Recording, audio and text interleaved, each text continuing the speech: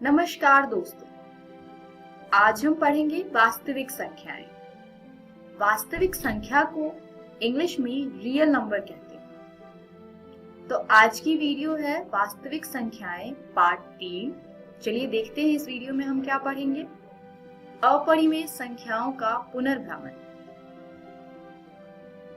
प्रमेय 1.3। मान लीजिए p एक अभाज्य संख्या है।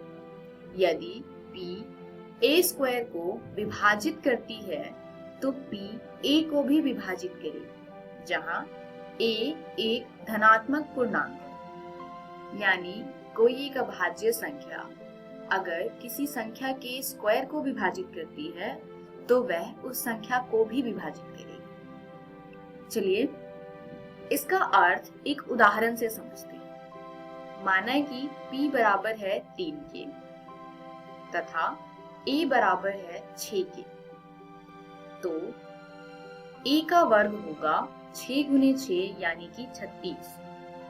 अब हम देखते हैं a स्क्वायर यानी कि 36 3 से विभाजित है, तो 6 यानी कि a भी 3 से पूर्णतः विभाजित है। तो इस प्रमेय का हम प्रयोग करेंगे आगे आने वाले प्रश्नों में। चलिए देखते हैं कैसे। सिद्ध कीजिए कि √2 यानी वर्गमूल 2 एक अपरिमेय संख्या है। तो इसको अपरिमेय संख्या सिद्ध करने के लिए हम कॉन्ट्राडिक्शन यानी कि विरोधाभास का प्रयोग करेंगे। विरोधाभास का अर्थ होता है हमें सिद्ध करना है वर्गमूल 2 एक अपरिमेय संख्या है। हम मान लेंगे कि वर्गमूल 2 एक परिमेय संख्या है। फिर हम उस पर परिमेय संख्या की परिभाषा तथा अन्य परिभाषाओं का प्रयोग करेंगे और हम एक ऐसे कंक्लूजन पे पहुंचेंगे जहां कोई भी दो स्टेटमेंट्स आपस में कॉन्ट्राडिक्ट करेंगे यानी विरोधाभास। तो चलिए देखते हैं कैसे सिद्ध करेंगे इसको हम। सबसे पहले कल्पना करेंगे कि √2 यानी वर्गमूल 2 एक परिमेय संख्या है। इसलिए परिमेय संख्या की परिभाषा से हम लिख सकते हैं कि √2 यानी वर्गमूल 2 बराबर है a/b के। अब जहां a तथा b सह अभाज्य संख्या है, यानी a तथा b के एक के अतिरिक्त कोई उभयनिष्ठ गुणनखंड नहीं है, अर्थात a और b ऐसी संख्याएं हैं जिसमें कुछ भी उभयनिष्ठ गुणनखंड नहीं है।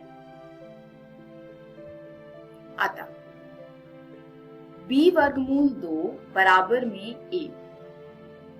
पिछले समीकरण को हमने क्रॉस मल्टीप्लाई करके हल किया है। दोनों पक्षों का वर्ग करने पर हमें प्राप्त होता है 2b² बराबर a स्क्वायर। अब ध्यान से देखिए इस समीकरण को।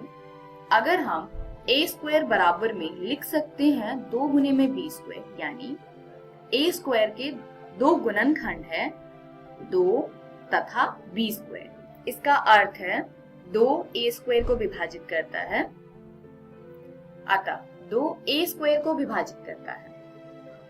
इसीलिए प्रमेय 1.3 द्वारा 2 a को भी विभाजित करेगा। अतः हम a बराबर 2c लिख सकते हैं, जहां c कोई पूर्णांक है।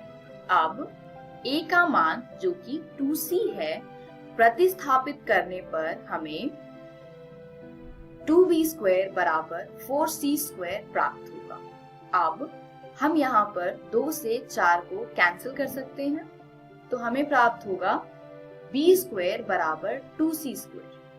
अब आप फिर से देख सकते हैं यहाँ पर अगर b² बराबर में 2 गुने में c² है, यानी b² के दो गुणनखंड है 2 तथा c², यानी इसका अर्थ है 2 b² को विभाजित करता है। इसीलिए 2 b को भी विभाजित करेगा थ्योरम 1.3 से, जो हमने इस प्रश्न के पहले किया था। अतः a और b में कम से कम एक उभयनिष्ठ गुणनखंड है जो है 2।